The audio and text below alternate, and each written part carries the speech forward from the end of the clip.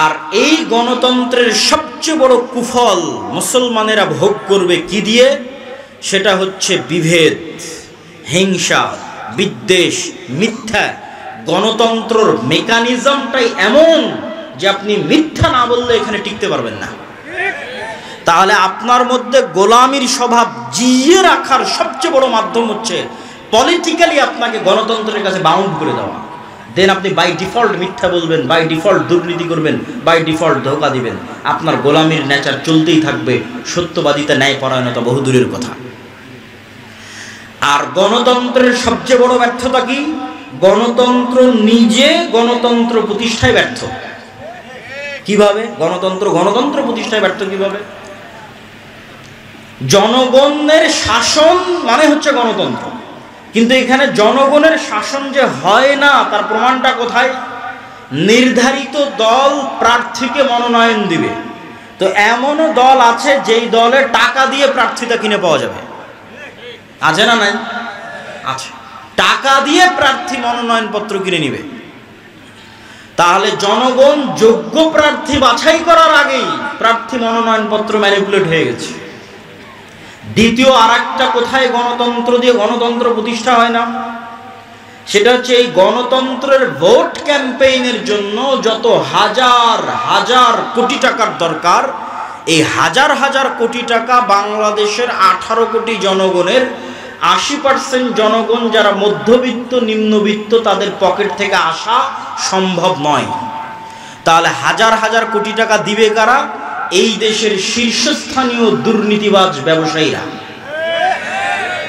তাহলে দল আগেই বিক্রি হয়ে গেছে দেশের শীর্ষস্থানীয় দুর্নীতিবাজ ব্যবসায়ীদের কাছে। তাহলে গণতন্ত্র, জনগণের শাসন কোথায় গেল? এবার আমি আপনাকে প্রকৃত গণতন্ত্র তুলে ধরি। আমি গণতন্ত্রের, যদি আপনি এক মুহূর্তের জন্য আমাকে বলেন যে আমি গণতন্ত্রের সাপোর্টার, তাহলে প্রকৃত গণতন্ত্র আপনার সামনে তুলে ধরি। প্রকৃত গণতন্ত্র এভাবে প্রতিষ্ঠিত হতে পারে, জনগণের শাসন। আমি ইসলামী খেলাফা, ইসলামী শাসন বলি না, জনগণের শাসন প্রতিষ্ঠিত হতে পারে। আপনাদের এই চাটখিল গ্রামের মানুষ এত বড় স্কুল, এত বড় মসজিদ, এত মাদ্রাসা পরিচালনা করতে পারতেছে, তো এই চাটখিল গ্রামের মানুষ এক জায়গায় একসাথে বসে পরামর্শের ভিত্তিতে তাদের গ্রামের নেতা নির্ধারণ করতে পারে না? পারে না? পারে। তাহলে চাটখিলে একটা নেতা নির্ধারণের জন্য গ্রুপিং, মনোনয়ন, ভোটের দরকার আছে। আপনারা যদি একসাথে একটা মসজিদ চালাতে পারেন, একটা স্কুল চালাতে পারেন, তো একসাথে বসে নেতা নির্ধারণ করতে পারবেন না? পারবেন। খুব সহজ। পরামর্শ যখনই আসবে তখনই সহজ। আর যখনই একজন দাঁড়িয়ে বলবে এই আমি মসজিদের সভাপতি হব, আমাকে কে কে ভোট দিবা, তখন গন্ডগোল, গ্রুপিং শুরু হবে। আর একজন দাঁড়িয়ে বলবে আমি মসজিদের সভাপতি হব, আমাকে কে কে ভোট দিবা। আর যখনই দুই গ্রুপ হয়ে যাবে এবং দাঁড়িয়ে যাবে, তখন এবার টাকা দিয়ে ভোট কেনা শুরু হবে। তো যখন টাকার ভিত্তিতে ভোট বিক্রি হবে, তখন সত্য ন্যায় থাকলো না মিথ্যুক ধোঁকাবাজে পরিণত হলো? মিথ্যুক ধোঁকাবাজে পরিণত হলো। আমি রূপগঞ্জে দেখেছি, এবারের নির্বাচনের সময় রূপগঞ্জে, যে প্রত্যেকটা মানুষ টাকার কাছে ভোট বিক্রি করে দিচ্ছে এবং সব প্রার্থীকে বলতেছে আমি আপনাকে ভোট দিব। তখন আমি আরেকবার রিয়ালাইজ করলাম, এরা তো সব বানু ইসরাইল, এবং গণতন্ত্র এদেরকে বানু ইসরাইল বানাচ্ছে। শতভাগ মিথ্যুক, শতভাগ দুর্নীতিবাজ একটা কওম তৈরি হচ্ছে। তাহলে শতভাগ মিথ্যুক, শতভাগ দুর্নীতিবাজ একটা কওম কিভাবে কল্পনা করতে পারে আল্লাহ তাদেরকে ইসলাম প্রতিষ্ঠার জন্য মনোনীত করবে? নাউজুবিল্লাহ মিন যালিক। কেমনে কল্পনা করতে পারে যে আল্লাহ তাদেরকে ইসলাম প্রতিষ্ঠার জন্য মনোনীত করবে? কেমনে? অসম্ভব, ইম্পসিবল। পৃথিবী উল্টে গেলে অসম্ভব, এটা হবে না। তাহলে একটা ছোট্ট একটা গ্রামের একটা নেতা নির্ধারণের জন্য গ্রুপিং এর দরকার নাই, মনোনয়নের দরকার নাই, কিচ্ছুর দরকার নাই। একসাথে গ্রামবাসী বসে তার নেতা নির্ধারণ করতে পারে। সব একটা ইউনিয়নের সব গ্রামের নেতা একত্রিত হয়ে তার ইউনিয়নের নেতা নির্ধারণ করতে পারে। সব ইউনিয়নের নেতা একত্রিত হয়ে তার উপজেলা, উপজেলা একত্রিত হয়ে তার জেলা, জেলা একত্রিত হয়ে তার দেশ। নিচ থেকে যখন উঠে আসবে তখন গণতন্ত্র, উপর থেকে যখন চাপিয়ে দেওয়া হবে তখন এলিট ক্লাস, দুর্নীতিবাজ ব্যবসায়ীদের শাসন প্রতিষ্ঠা হয়। এটা বাস্তবতা, এটা হিস্ট্রি, এটা হচ্ছে এস্টাবলিশড ট্রুথ, সত্য। সম্মানিত উপস্থিতি, তাহলে মুসলমানদের এই যে মিথ্যার কালচার, দুর্নীতির কালচার, এটার থেকে বের হয়ে আসার একটা পলিটিক্যাল উপায় হচ্ছে গণতন্ত্র থেকে বের হয়ে আসা। আর একটা অর্থনৈতিক দিক থেকে মুসলমানদের মিথ্যা বলা শেখানো হয়, এটা বলে আমার বক্তব্য শেষ করে দেব। সেটা হচ্ছে সুদ। সেটার নাম কি? সুদ। কিভাবে? ইসলামের কর্জের থিওরি যদি আপনি পড়েন, ইসলামিক ফাইন্যান্স পড়তে গিয়ে এটা আমি দেখেছি যে রাসূলুল্লাহ সাল্লাল্লাহু আলাইহি ওয়াসাল্লাম এবং আল্লাহ সুবহানাহু ওয়া তাআলা, মানুষ মরে যাচ্ছে তখন কর্জ নিবে, মেয়ের বিয়ে দিতে পারতেছে না, অপারেশন হচ্ছে, টাকা নাই, তখন কর্জ নিবে। কিন্তু বিলাসী পণ্যের জন্য কর্জ নিবে তার কোনো পয়েন্ট কোরআন এবং হাদিসে আমি খুঁজে পাইনি। বিলাসী পণ্য মানে আমার মোটর সাইকেল লাগবে, আমার আইফোন লাগবে, আমার আইপ্যাড লাগবে, আমার পাকা মাটির বাড়ি ভেঙে পাকা বাড়ি তৈরি করা লাগবে, এই বিলাসিতার জন্য লোন নিবে। এটা সুদমুক্ত লোনের কথা বলছি, সুদযুক্ত না। বিলাসী পণ্যের জন্য স্বাভাবিক সুদমুক্ত কর্জ নিবে এর প্রমাণ আমি কোরআন হাদিসে খুঁজে পাইনি। মানুষ কর্জ নিতে পারে যখন বিপদে, সংসার চলে না, মারা যাচ্ছে, অপারেশন হচ্ছে, তখন কর্জ নিতে পারে। গেল 1 নম্বর পয়েন্ট। 2 নম্বর পয়েন্ট হচ্ছে আল্লাহ সুবহানাহু ওয়া তাআলা রাসূল সাল্লাল্লাহু আলাইহি ওয়াসাল্লামকে শিখিয়ে দিয়েছেন সব সালাতে সব দোয়ায় কর্জ থেকে বাঁচতে চাও। আল্লাহুম্মা নাউযু বিকা মিনাল মা'সামি ওয়াল মাগরাম, আল্লাহ লোন থেকে বাঁচতে চাই। তো সাহাবীরা আল্লাহর নবীকে জিজ্ঞেস করছে এত কেন কর্জ লোন থেকে বাঁচতে চান? তখন রাসূলুল্লাহ সাল্লাল্লাহু আলাইহি ওয়াসাল্লাম উত্তরে বলছেন, মানুষ যখন কর্জ নেওয়া শুরু করে মিথ্যা বলা শুরু করে। এই যে আমার বক্তব্যের পয়েন্ট, যেটা কানেক্ট করতে চাচ্ছি, আল্লাহর নবীর হাদিস, মানুষ যখন কর্জ নেওয়া শুরু করে কি বলা শুরু করে? মিথ্যা বলা শুরু করে। তাহলে আল্লাহর নবী জানেন যে আমার উম্মত যখন মিথ্যার উপর প্রতিষ্ঠিত হবে, তো নেতৃত্বের গুণ হারিয়ে যাবে। মিথ্যা তো গোলামের গুণ, স্লেভ, দাস, কৃত দাসের গুণ। তাহলে যে পরিবার ক্ষুদ্র লোন নিচ্ছে কিস্তিতে, ওর মা মিথ্যা বলছে, ওর বাপ মিথ্যা বলছে, ওর ছেলে মিথ্যা বলছে, পুরো পরিবার মিথ্যার উপরে প্রতিষ্ঠিত হচ্ছে, এই পরিবারকে কিভাবে আল্লাহ চয়েস করতে পারে যে তাদেরকে দিয়ে আল্লাহ রাষ্ট্রের ইসলাম প্রতিষ্ঠা করবে? সম্ভব হতে পারে। সম্মানিত উপস্থিতি, আর যতক্ষণ ন্যায় প্রতিষ্ঠাকারী, সত্য প্রতিষ্ঠাকারী না হবে, ততক্ষণ আল্লাহর দৃষ্টিতে নেতা হিসেবে যোগ্য বলে বিবেচিত হবে না। তো আল্লাহর দৃষ্টিতে নেতা হিসেবে যোগ্য বলে বিবেচিত হলে আল্লাহ রাষ্ট্র ক্ষমতার দায়িত্ব দেবে। এই জন্য আমি উদাত্ত আহ্বান জানাবো যে আজকের এই আলোচনা থেকে আমরা এতটুকু কি শিক্ষা গ্রহণ করতে পারি না যে আমাদেরকে সত্যবাদী এবং ন্যায় প্রতিষ্ঠাকারী হতে হবে? পারি না? একটা হাদিস আপনাদের সামনে পেশ করি। সাবআতু ইযিল্লুহুমুল্লাহ ইয়াওমা লা দিল্লা ইল্লা দিল্লু। 7 শ্রেণীর মানুষকে কিয়ামতের মাঠে আল্লাহ বিশেষ ছায়া দিবেন। তো এই বিশেষ ছায়া দেওয়ার যে 7 শ্রেণীর লিস্ট আছে, এই লিস্টের 1 নম্বরে তাহাজ্জুদ গুজারকে, নফল সিয়াম পালনকারীকে, দানবীরকে, মসজিদে জামাতে সালাত আদায়কারীকে, সকলকে অতিক্রম করে 1 নম্বরে পৌঁছে গেছে ন্যায় প্রতিষ্ঠাকারী, দায়িত্বশীল। কেন? ইমামুন আদিল। কেন? ন্যায় প্রতিষ্ঠা করা আল্লাহর সবচেয়ে বড় গুণ। বলেন আল্লাহু আকবার। আল্লাহ বলছেন আমি আদল, আমি ন্যায় পরায়ণ, ন্যায় প্রতিষ্ঠাকারী। হারামতু যুলমা আলাইয়া, আমার উপর জুলম করাকে আমি হারাম করে নিয়েছি। পৃথিবীর মানুষ যদি কোথাও ন্যায় বিচার না পায়, তাহলে আমি আল্লাহ কিয়ামতের মাঠে ন্যায় বিচার বুঝিয়ে দেব। তাহলে ন্যায় প্রতিষ্ঠা করা কার গুণ? আল্লাহর গুণ। আর পৃথিবীর সকল ক্ষমতার মালিক কে? আল্লাহ। যখন এবার ওই গুণের সাথে মিলে যাবে, তখন আল্লাহ সুবহানাহু ওয়া তাআলা ওই ব্যক্তিকে যোগ্য মনে করবে যে সেও নেতা হওয়ার যোগ্য, তাকে এবার আমি একটু ক্ষমতা দিই। তখন মুসলমানদের হাতে এমনি ক্ষমতা চলে আসবে, এমনি রাষ্ট্র ক্ষমতা। যোগ্য হতে হবে রাষ্ট্র ক্ষমতা পাওয়া আল্লাহর দৃষ্টিতে, মানুষের দৃষ্টিতে বলিনি। ফেসবুকে লাইক পাওয়া, ফলোয়ার পাওয়া, ভোটে দাঁড়ানো, নির্বাচনী ক্যাম্পেইন, এগুলো দিয়ে মানুষের দৃষ্টিতে আমি দায়িত্ব পালনের যোগ্য হতে পারি। কিন্তু আল্লাহর দৃষ্টিতে দায়িত্ব পালনের যোগ্য হতে হলে সত্যবাদিতা, ন্যায়পরায়ণতার মাপকাঠিতে যে উত্তীর্ণ হবে, বাইনি ওয়া বাইনাল্লাহ, আল্লাহর কাছে উত্তীর্ণ হতে পারবে, আল্লাহ ওকে নেতা হওয়ার যোগ্য মনে করবে, আল্লাহ ওকে নেতা বানিয়ে দিবে। সম্মানিত উপস্থিতি, আর এই যে গোলামির নেচার, আপনাদের বিরক্তি হওয়ার আগেই কিন্তু আমি বক্তব্য শেষ করবো। এই জন্য আপনাদের উদাত্ত আহ্বান জানাচ্ছি যে আপনারা আর কিছুক্ষণ, আমার বক্তব্যের সারমর্মের দিকে চলে আসতেছি, শেষের দিকে চলে আসতেছি, আর কিছুক্ষণ ধৈর্যের সাথে শুনুন। সেটি কি? সেটি হচ্ছে এই যে গোলামির যে নেচার এবং স্বভাব, মিথ্যা বলা, এটা গোলামির স্বভাব। ধোঁকা দেওয়া, সঠতা দেওয়া, দুর্নীতি করা গোলামির স্বভাব, নেতার স্বভাব নয়। তার একটা উদাহরণ, আবু সুফিয়ান কাফের মুশরিক, কিন্তু বাই বর্ন জন্মগত নেতা। জন্মগত নেতা হওয়ার কারণে আবু সুফিয়ান জেরুজালেমে বাদশাহ হিরাক্লিয়াসের দরবারে মুহাম্মদ সাল্লাল্লাহু আলাইহি ওয়াসাল্লামের নামে একটাও মিথ্যা কথা বলেনি, অথচ আবু সুফিয়ান তখন কাফের। আবু সুফিয়ান তখন মুশরিক। তাহলে ওই যুগের মক্কার কাফের মুশরিকদের চাইতে এই যুগের মুসলমানেরা নিম্ন স্তরে আছে। আর এই গোলামির স্বভাবকে জিইয়ে রাখার জন্য যে মুসলমানদেরকে যে আমরা ইউরোপিয়ানরা 190 বছর ওদের মধ্যে গোলামির স্বভাব ঢুকিয়ে দিয়েছি, এই গোলামির স্বভাবটা জিইয়ে রাখার জন্য এদের মাথার উপর গণতন্ত্র চাপিয়ে দাও। এই কথা অনেকের কাছে বিরক্তিকর লাগতে পারে, কিন্তু আমি যুক্তির ভিত্তিতে কথা বলবো। যুক্তির ভিত্তিতে বলে আমার বক্তব্যের শেষের দিকে চলে যাব। গণতন্ত্র দিয়ে ইসলাম প্রতিষ্ঠা হবে কিনা এটা আমার আলোচনার বিষয়ই নয়।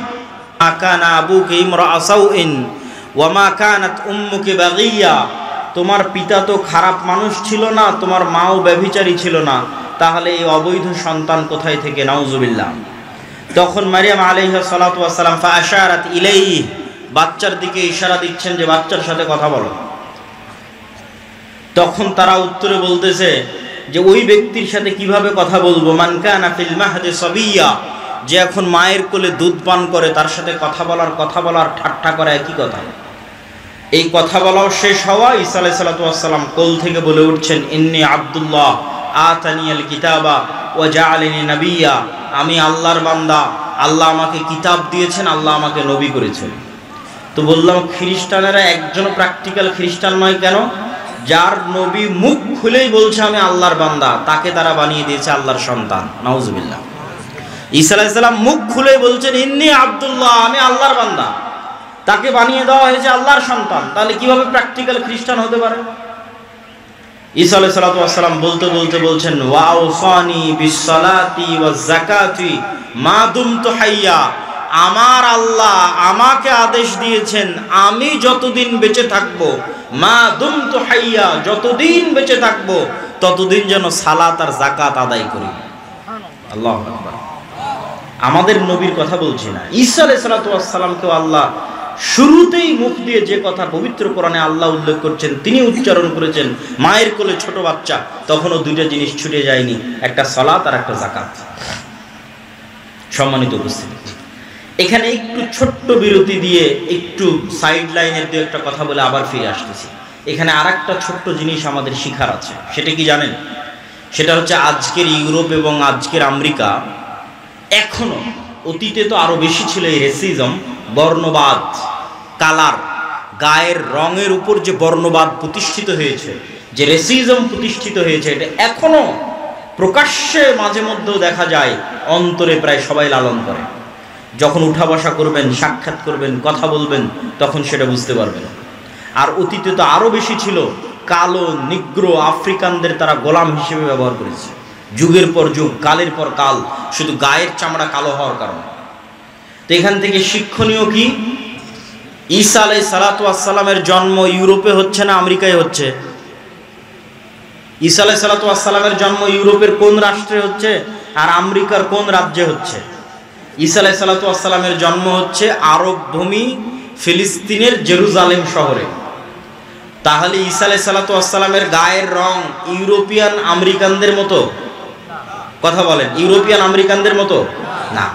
ঈসা আলাইহিস সালাতু ওয়াস সালামের গায়ের রং মুহাম্মদ সাল্লাল্লাহু আলাইহি ওয়াসাল্লামের মতো, ইব্রাহিম আলাইহিস সালাতু ওয়াস সালামের মতো, মেটে সাদা, শ্যামা সাদা, ধবধবে হলদে যে সাদা ইউরোপিয়ান এবং আমেরিকানদের গায়ের রং, যেটা নিয়ে তারা গর্ব করে, সেটা তাদের নবীরই গায়ের রং নয়। তারা যাকে নবী হিসেবে বিশ্বাস করে সেই নবীর গায়ের রং সেটা নয়। তাদের নবী একজন এশিয়ান, তাদের নবী একজন অ্যারাবিয়ান, তাদের নবী একজন সেমেটিক। সম্মানিত উপস্থিতি, ইব্রাহিম আলাইহিস সালাতু ওয়াস সালামের সন্তান ঈসা আলাইহিস সালাতু ওয়াস সালাম। এবার আমরা আসি, এই যে মহাপবিত্র ভূমি, এই মহাপবিত্র ভূমি আমাদের হাতছাড়া হয়েছে কেন? কিভাবে হাতছাড়া হলো? একটা ছোট্ট ঘটনা বলে সেই কারণের বিশ্লেষণে চলে যাব। ওমর ইবনুল খাত্তাব রাদিয়াল্লাহু তাআলা আনহু যখন জেরুজালেম বিজয় করেন, তখন আবু উবাইদা ইবনুল জাররাহ চিঠি লিখেছেন আমিরুল মুমিনিন খলিফাতুল মুসলিমিনের কাছে। সেই দিন জেরুজালেম ঘেরাও করে রেখেছিল যতজন মুজাহিদ, তার মধ্যে 4000 শুধু ছিল সাহাবী, 4000 শুধু ছিল সাহাবী যারা জেরুজালেম ঘেরাও করে রেখেছিলেন। চিঠি লেখা হয়েছে আপনি নিজে উপস্থিত হলে চাবি হস্তান্তর হবে, আপনি নিজে উপস্থিত না হলে চাবি হস্তান্তর হবে না। তো ওমর রাদিয়াল্লাহু তাআলা আনহু মদিনা থেকে রওনা করেছেন প্রায় 1200 থেকে 1500 কিলোমিটারের পথ জেরুজালেমে পৌঁছার উদ্দেশ্যে। তো যখন তিনি পৌঁছাচ্ছেন, সহিহ সূত্রে প্রমাণিত যে তখন তিনি উটের যে লাগাম আছে সেই লাগাম ধরে টানছিলেন, আর তার গোলামকে উটের পিঠে বসিয়ে রেখেছিলেন, আর তার পোশাক ছিল জীর্ণ শীর্ণ। তো আবু উবাইদা ইবনুল জাররাহ হন্তদন্ত হয়ে ওমর রাদিয়াল্লাহু তাআলা আনহুর নিকটে ছুটে গিয়ে বলছেন যে ইন্নার রওমা ইয়ানজুরু ইলাইনা নাজরাতা কিল্লাহ, আজকে আপনি যে পোশাক পরে এসেছেন আর যে অবস্থায় প্রবেশ করছেন আমিরুল মুমিনিন, আজকে জানেন কি বিজয় হচ্ছে? রোমান এম্পায়ারের সবচেয়ে বড় তীর্থস্থল, রোমান এম্পায়ারের সবচেয়ে বড় তীর্থস্থল জেরুজালেম আপনি বিজয় করছেন। হাজার হাজার পাদ্রী এখানে অপেক্ষমান আছে। আজকে আপনি যে অবস্থায় উপস্থিত হয়েছেন এটা তো মুসলমানদের মান সম্মান নষ্ট করে দিবে। ওমর রাদিয়াল্লাহু তাআলা আনহু বলছেন, তুমি না বলে অন্য কেউ যদি এই কথা বলতো আমি কষ্ট পেতাম না। আমরা জাহিলি যুগে দুনিয়ার কোনো মানুষ আমাদের চিনত না। আজকে মরুভূমির এক রাখালকে আল্লাহ সুবহানাহু ওয়া তাআলা কোথায় নিয়ে গেছে? একজন অপরিচিত, অজানা, অচেনা মরুভূমির একজন ব্যক্তিকে আল্লাহ সুবহানাহু ওয়া তাআলা আজকে এমন জায়গায় নিয়ে গেছে যে তার হাতে রোমান এম্পায়ারের সবচেয়ে বড় তীর্থস্থল জেরুজালেম বিজয় হচ্ছে। এই সম্মান, পোশাক আশাক, কাপড় চোপড়, ধন দৌলত ইত্যাদি দিয়ে আসেনি। আ'আজ্জানাল্লাহু বিল ইসলাম, কোন রিওয়ায়াতে আছে বিকিতাবিল্লাহ, আল্লাহ আমাদেরকে সম্মান দিয়েছে কোরআনের অনুসরণের কারণে, ইসলামের অনুসরণের কারণে। বলেন আল্লাহু আকবার। তাহলে মুসলমানেরা জেরুজালেম শক্তি দিয়ে, ক্ষমতা দিয়ে, বুদ্ধি দিয়ে, কৌশল দিয়ে জেরুজালেম বিজয় করেনি। আল্লাহ ভরসা, আল্লাহ ভীরুতা দিয়ে জেরুজালেম বিজয় করেছে। আজকে মুসলমানদের কাছে শক্তির অভাব নাই। আজকে 57টা মুসলিম দেশের যা শক্তি, এই সকল শক্তি একত্রিত করলে আমার মনে হয় না উমাইয়া শাসন আমলে, আমার মনে হয় না আব্বাসীয় শাসন আমলে, আমার মনে হয় না খোলাফায়ে রাশিদিনের শাসন আমলে এর 60% শক্তি মুসলমানদের ছিল। আজকে মুসলমানদের দুনিয়াবি যা শক্তি তার 60% শক্তি আমার মনে হয় না উমাইয়া, আব্বাসীয়, খোলাফায়ে রাশিদিনের শাসন আমলে ছিল, অথবা সুলতান সালাহুদ্দিন আইয়ুবীর হাতে ছিল। কিন্তু তাদের কাছে ছিল আল্লাহ ভরসা, আল্লাহ ভীতি, আল্লাহ ভীরুতা। আমাদের কাছে দুনিয়াবি সকল পথপন্থা আছে, কিন্তু ওই দুইটা জিনিস আমরা হারিয়ে ফেলেছি, আল্লাহ ভরসা এবং আল্লাহ ভীরুতা, তাকওয়া, পরহেজগারিতা এবং তাওয়াক্কুল আলাল্লাহ। সম্মানিত উপস্থিতি, মুসলমানদের আজকের এই অবস্থাকে আমি আমার বহু বক্তব্যে তুলনা করেছি যে আজকের মুসলমানেরা এই যুগের বানু ইসরাইল, এবং তুলনার মানদণ্ডটা কি সেটা দিয়ে এই বক্তব্যের শিক্ষার দিকে এগিয়ে যাচ্ছি। কিভাবে আমরা এই দাসত্ব এবং এই গোলামি থেকে মুক্তি পাব সেটার দিকে এগিয়ে যাচ্ছি। তুলনার মানদণ্ড কোথায়? আল্লাহ সুবহানাহু ওয়া তাআলা কোরআন মাজিদে বলছেন, وَإِذْ نَجَّيْنَاكُمْ مِنْ آلِ فِرْعَوْنَ يَسُومُونَكُمْ سُوءَ الْعَذَابِ يُذَبِّحُونَ أَبْنَاءَكُمْ وَيَسْتَحْيُونَ نِسَاءَكُمْ। স্মরণ করো সেই দিনের কথা যেই দিন আমি আল্লাহ তোমাদেরকে ফেরাউনের কবল থেকে বাঁচিয়ে দিয়েছিলাম। কোন ফেরাউনের কবল থেকে বাঁচিয়ে দিয়েছিলাম? যে তোমাদের ছেলে সন্তানদের জবাই করত আর তোমাদের মেয়ে সন্তানদের জীবিত রাখত। তাহলে ওই যুগের বানু ইসরাইলদের উপর ফেরাউনের জুলুমের মাপকাঠি হচ্ছে ফেরাউন ওই যুগের বানু ইসরাইলদের ছেলে সন্তানদের জবাই করত, মেয়ে সন্তানদের বাঁচিয়ে রাখত। ঠিক কাছাকাছি ওই রকমই জুলুম আজকের যুগের ফেরাউনেরা আজকের যুগের মুসলমানদের উপর গাজাই করতেছে। কাছাকাছি ওই রকমের জুলুম, বরং তার চেয়ে ভয়ঙ্কর হতে পারে, তার চেয়ে ভয়াবহ হতে পারে।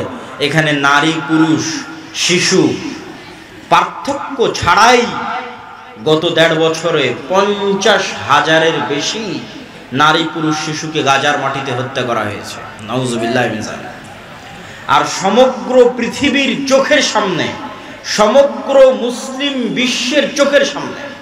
সম্মানিত উপস্থিতি, তাহলে আমি বলছি আজকের যুগের মুসলমানেরা আজকের যুগের বানু ইসরাইল, ওই যুগের বানু ইসরাইলের উপর যেভাবে ফেরাউনের জুলম এবং অত্যাচার চলত। এবং এটা বলার পিছনে আমার লজিক আর একটা আছে, এটার থেকে আপনাদের শিক্ষা আছে। সেই লজিকটা হচ্ছে, পবিত্র কোরআন খোলেন, সূরা বাকারা পড়েন। সূরা বাকারায় আল্লাহ সুবহানাহু তাআলা যেই জাতির বর্ণনা লম্বা সময় যাবত ছোট্ট ছোট্ট ঘটনা আল্লাহ বানু ইসরাইলের তুলে ধরেছে। তো বানু ইসরাইলের ঘটনা এত ব্যাপক আকারে পবিত্র কোরআনে তুলে ধরার এটি রহস্য হতে পারে যে এমন একদিন আসবে যেই দিন বানু ইসমাইল বানু ইসরাইলের মতো হয়ে যাবে। সেই দিন যেন তারা বানু ইসরাইলের এই 4000 বছর আগের ঘটনা থেকে শিক্ষা নেয়। এই জন্য উম্মতে মুহাম্মাদীর শিক্ষার জন্য বানু ইসরাইলের এত লম্বা ঘটনা আল্লাহ সুবহানাহু ওয়া তাআলা কোরআন মাজিদে তুলে দিলেন, যেন একদিন আসতে পারে যেই দিন উম্মতে মুহাম্মাদীর অবস্থা বানু ইসরাইলের মতো হতে পারে। দুই একটা কথা কি বানু ইসরাইলের, তাহলে আপনি উম্মতে মুহাম্মাদীর সাথে মিলাতে পারবেন না। বানু ইসরাইলের দুই একটা কথা হচ্ছে আল্লাহ সুবহানাহু ওয়া তাআলা কোরআনে সূরা বাকারায় যেভাবে তুলে ধরেছেন। আমি শুধু দুই একটা উদাহরণ দেব, বিস্তারিত আপনি সূরা বাকারাও পড়তে পারেন, বিস্তারিত আমার বই সমসাময়িক মুসলিম বিশ্ব এবং ফিলিস্তিনেও পড়তে পারেন। কি সেই ঘটনা? সেই ঘটনা হচ্ছে বানু ইসরাইলেরা চোখের সামনে দেখলো ফেরাউন ডুবে গেছে। চোখের সামনে নিজে চোখে দেখেছে ফেরাউনকে ডুবতে। কোন ফেরাউন? যে ফেরাউন তাদের ছেলে সন্তানদের জবাই করত, মেয়েদের বাঁচিয়ে রাখত। এই চোখের সামনে ফেরাউনকে ডুবতে দেখার পরও বানু ইসরাইল মূসা আলাইহিস সালাতু ওয়াস সালামকে বলছে, লান নুমিনা লাকা হাত্তা নারাল্লাহা জাহরা। মূসা, ততক্ষণ পর্যন্ত তোমার আল্লাহর উপর ঈমান আনয়ন করব না যতক্ষণ না স্বচক্ষে তোমার আল্লাহকে না দেখছি। নাউজুবিল্লাহি মিন যালিক। এরা স্বচক্ষে ফেরাউনকে ডুবতে দেখেছে। ফেরাউনকে স্বচক্ষে ডুবতে দেখার পর নবীকে বলছে, তোমার তাওরাত বিশ্বাস করি না, তোমার আল্লাহর কথা বিশ্বাস করি না স্বচক্ষে যতক্ষণ আল্লাহকে না দেখবে। লোহিত সাগর পার হয়ে আজকের যে বিশাল মরুভূমি আছে, সিনাই মরুভূমি, এই বিশাল সিনাই মরুভূমিতেই মূসা আলাইহিস সালাতু ওয়াস সালাম বানু ইসরাইলকে নিয়ে ঘুরপাক খাচ্ছেন। তো একদিকে লোহিত সাগরের লবণাক্ত পানি, আর মরুভূমিতে পানি আসবে কোথায় থেকে? ওয়াইজ ইসতাসকা মূসা লিকওমিহি ফাকুল নাযরিব বিআসাকাল হাজার ফানফাজারাত মিনহু ইসনাতা আশারাতা আইনা। যখন মূসার কওম মূসাকে বলল পানির ব্যবস্থা করে দাও, তখন আমি মূসাকে বললাম, মূসা লাঠি দিয়ে পাথরে আঘাত করো। মূসা আলাইহিস সালাতু ওয়াস সালাম লাঠি দিয়ে পাথরে আঘাত করলেন। তখন বানু ইসরাইলের জন্য 12টা ঝর্ণা তৈরি হলো। 12টা ঝর্ণা কেন, কে বলতে পারবেন? ইয়াকুব আলাইহিস সালাতু ওয়াস সালামের 12 সন্তানের জন্য, ইউসুফ আলাইহিস সালাতু ওয়াস সালামে সহ 12 ভাইয়ের জন্য। মানে ঘটনার ধারা হয়তো মিলাতে পারেন না, আমি সুন্দর করে মিলিয়ে দিই। ইব্রাহিম আলাইহিস সালাতু ওয়াস সালামের সন্তান ইসহাক, ইসহাক আলাইহিস সালাতু ওয়াস সালামের সন্তান ইয়াকুব, ইয়াকুব আলাইহিস সালাতু ওয়াস সালামের সন্তান ইউসুফ। এতদূর পর্যন্ত সবাই জেরুজালেমে আছে, মানে ফিলিস্তিনে আছে, আজকের মসজিদে আকসা এবং তার আশেপাশে আছে। ইউসুফ আলাইহিস সালাম কুয়াতে ভাইয়েরা ফেলে দিল, মিশরের বাজারে বিক্রি হয়ে গেলেন। তারপরে ইউসুফ আলাইহিস সালাম যখন বাপের সাথে মিলিত হয়ে গেলেন, তখন পুরো বংশ জেরুজালেম ফিলিস্তিন থেকে কোথায় চলে গেল? মিশরে চলে গেল। ইউসুফ আলাইহিস সালাতু ওয়াস সালামের 400 বছর পর মিশরে মূসা আলাইহিস সালাম আসতেছে। ইউসুফ আলাইহিস সালাতু ওয়াস সালামের 350-400 বছর পর ইউসুফ আলাইহিস সালামের ভাইদের বংশেই, ইয়াকুব আলাইহিস সালাতু ওয়াস সালামের সন্তানদের বংশেই 400 বছরে বংশ এত বড় হয়ে গেছে। 12 ভাইয়ের সন্তান, সন্তান তার সন্তান, তার সন্তান, তার সন্তান, সব নবীর সন্তান। যারা বলতেছে যে আল্লাহকে না দেখা পর্যন্ত ঈমান আনয়ন করব না, এরা ইব্রাহিম আলাইহিস সালাতু ওয়াস সালামের সন্তান, এরা ইউসুফ আলাইহিস সালাতু ওয়াস সালাম এবং তার ভাইদের সন্তান 400 বছর পর। যারা বলতেছে তোমার আল্লাহকে বলো যে পানির ব্যবস্থা করে দিতে, তখন আল্লাহ মূসা আলাইহিস সালাতু ওয়াস সালামকে বললেন লাঠি দিয়ে পাথরে আঘাত করো। তো 12টা ঝর্ণা তৈরি হলো। 12টা ঝর্ণা কাদের সম্মানে? 12 ভাইয়ের, 12 গোত্রের, 12 বংশের সম্মানে। এমনকি মুফাসসিরিনে কেরাম লিখছে, যখন মূসা আলাইহিস সালাতু ওয়াস সালাম সমুদ্রে লাঠি দিয়ে আঘাত করেন, তখন একটা রাস্তা নয় 12টা রাস্তা তৈরি হয়েছিল। ইয়াকুব আলাইহিস সালামের 12 সন্তানের 12 বংশধরের সম্মানে 12টা রাস্তা তৈরি হয়েছিল। তারা বলতেছে যে আল্লাহকে ততক্ষণই মান্য করবো না যতক্ষণ না দেখবো। তাদের আরেকটা উদাহরণ দেখেন তো, যেহেতু মরুভূমি, খাবারের কোনো ব্যবস্থা নাই, তো আল্লাহ আসমান থেকে মান্না এবং সালোয়া ব্যবস্থা করে দিয়েছে খাবারের জন্য। আর পানি, পাথর ফেটে পানি বের হচ্ছে মরুভূমির মধ্যে, পাথর ফেটে পানি বের হচ্ছে মরুভূমির মধ্যে, আসমান থেকে খাবার আসতেছে। তারপরেও তাদের সহ্য হচ্ছে না, তারা বলছে লান নাসবিরা আলা তুআমিন ওয়াহিদ উদউ লানা রাব্বাক। মুসা, এক খাবার, এই সকাল সন্ধ্যা একই মান্না সালোয়া, আর সকাল সন্ধ্যা পানি আর মান্না সালোয়া। মান্না সালোয়ার বিবরণ পড়তে গেলে আপনারা আশ্চর্য হবেন। আজকের পৃথিবীর সবচেয়ে দামি মাশরুম, যেটা কেজি বাংলাদেশি টাকায় 4 থেকে 5 লক্ষ টাকা, আজকের বাংলাদেশি টাকায় পৃথিবীর যেটা সবচেয়ে দামি মাশরুম, বিশেষ সময়ে বিশেষ কালে উৎপাদিত হয়, সেই মাশরুম আর বিশেষ এক পাখির গোস্ত হচ্ছে মান্না সালোয়া, যার 1 কেজির দাম বাংলা টাকায় 4 থেকে 5 লক্ষ টাকা। সেটা তাদেরকে জান্নাত থেকে দেওয়া হতো। তখন তারা বলছে লান নাসবিরা আলা তুআমিন ওয়াহিদিন, এক খাবার ভালো লাগে না, তোমার আল্লাহকে বলো এই মাটি থেকে আদা, রসুন, পেঁয়াজ, চাল, গম, ডাল ইত্যাদি উৎপাদন করে দিতে। তখন আল্লাহ সুবহানাহু ওয়া তাআলা বলছেন ঠিক আছে, এগুলো উৎপাদন করার জন্য তো শস্য, সবুজ শ্যামল জমি লাগবে। আছে আজও ফিলিস্তিন শস্য শ্যামল সবুজ জমি, প্রচুর পরিমাণে জাইতুন উৎপাদন হয় আজও ফিলিস্তিনে, তিন উৎপাদন হয় প্রচুর পরিমাণে। তো সেই জমি আল আরজুল মুকাদ্দাসা, পবিত্র ভূমি। কোন পবিত্র ভূমি? 400 বছর আগে এই পবিত্র ভূমিতে তোমাদের বাপদাদা ইয়াকুব, ইসহাক, ইব্রাহিম বসবাস করত। কিন্তু ইউসুফ আলাইহিস সালাতু ওয়াস সালামের কারণে তোমরা মিশরে চলে এসেছিলে। তার 400 বছর পর আজকে তোমরা এখানে। তো এই মাটি তোমাদের, তোমরা এখন সেই মাটি বিজয়ের জন্য যুদ্ধ অবতীর্ণ হও।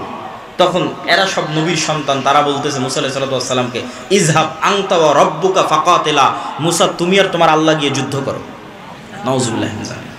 তাহলে খালি বনু ইসরাইলের 2-1টা ঘটনার উদাহরণ দিলাম, যা যেই ঘটনাগুলো আল্লাহ কোরআনে বলেছেন সূরা বাকারাতে।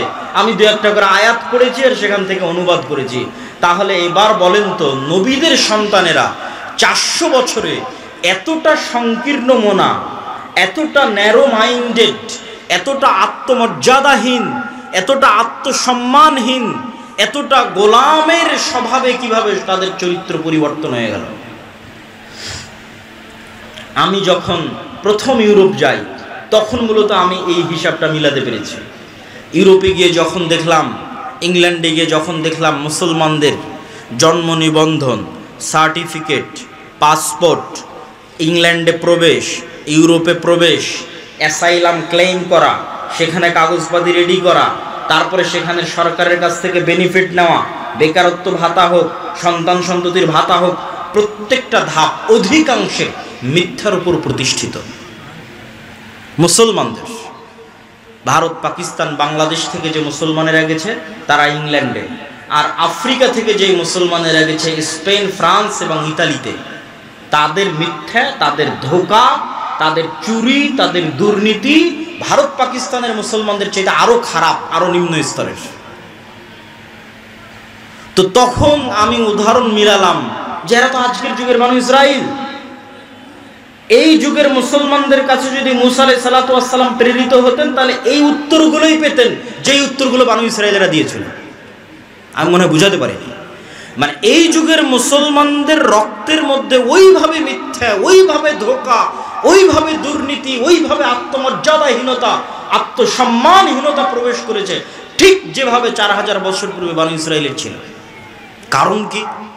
কারণ হচ্ছে ইউসুফ আলাইহিস সালাতু ওয়াস সালামের মৃত্যুর পর হাকসুস বংশের যখন পতন হয় এবং ফারাও বংশের যখন উত্থান হয়, তো আগের সরকারের সাথে যাদের জোট থাকে, শত্রুতা করতে করতে জোটের যারা জোটের সঙ্গী তাদের উপর শত্রুতা চলে। তো ফারাওদের যখন উত্থান হয় তখন আগের হাকসুস বংশের জোট, ইউসুফ আলাইহিস সালাতু ওয়াস সালাম মন্ত্রী ছিলেন, ইউসুফ আলাইহিস সালামের ভাইরাও হয়তো বড় বড় মন্ত্রী পরিষদের সদস্য ছিলেন। তখন ফারাওরা যেমন হাকসুসদের উপর জুলুম চালায়, ঠিক তেমন বনু ইসরাইলদের উপর জুলুম চালায়। জুলুম আরো বাড়ে কেন? যে কোনো পাদ্রী, যে কোনো ধর্মীয় জ্ঞান, জ্যোতিষী সব বলে ফারাও তোমাদের ক্ষমতা ধ্বংস যদি হয় এই বানু ইসরাইলদের হাতে ধ্বংস হয়ে যাবে। তখন আরো ভয়, আরো আতঙ্ক, আরো অত্যাচার। তো দীর্ঘ 300 বছরের জুলম, অত্যাচার এবং গোলামির জীবন, গোলামি করতে করতে চরিত্র নষ্ট হয়ে গেছে। গোলামি করতে করতে কিভাবে চরিত্র নষ্ট হয় তার উদাহরণ কি? এখানে দুইজন গোলামের মধ্যে যদি আমি একটা রুটি নিক্ষেপ করি, তাহলে তারা দুই গোলাম রুটি নিয়ে কাড়াকাড়ি করবে। একটা রুটি পাওয়ার জন্য মিথ্যা বলবে, একটা রুটি পাওয়ার জন্য ধোঁকা দিবে, একটা রুটি পাওয়ার জন্য মারামারি লেগে যাবে। এটা জন্মগত স্বভাব তৈরি হবে গোলামদের মধ্যে। ঠিক মুসলমানদের একই অবস্থা হয়েছে 190 বছর ব্রিটিশদের গোলামি করার কারণে। আফ্রিকানদের মুসলমানদের একই অবস্থা হয়েছে 200-250 বছর স্পেন, ফ্রান্স, ইতালির ঔপনিবেশিক কলোনিয়াল শাসনের অধীনে গোলামি করার কারণে। গোলামি করতে করতে রক্তের মধ্যে মিথ্যা, ধোঁকা, দুর্নীতি প্রবেশ করেছে। সম্মানিত উপস্থিতি, তাহলে ওই যুগের বানু ইসরাইল আর এই যুগের মুসলমানদের সাথে মিলে গেলে একটা কথা সামারি সারমর্ম হিসেবে বের হয়ে আসে যে নবীর সন্তানদের চরিত্র ধ্বংস হয়েছে গোলামির কারণে, উম্মতে মুহাম্মাদির চরিত্র ধ্বংস হয়েছে গোলামির কারণে। আর এর বিপরীত কি ঘটেছে?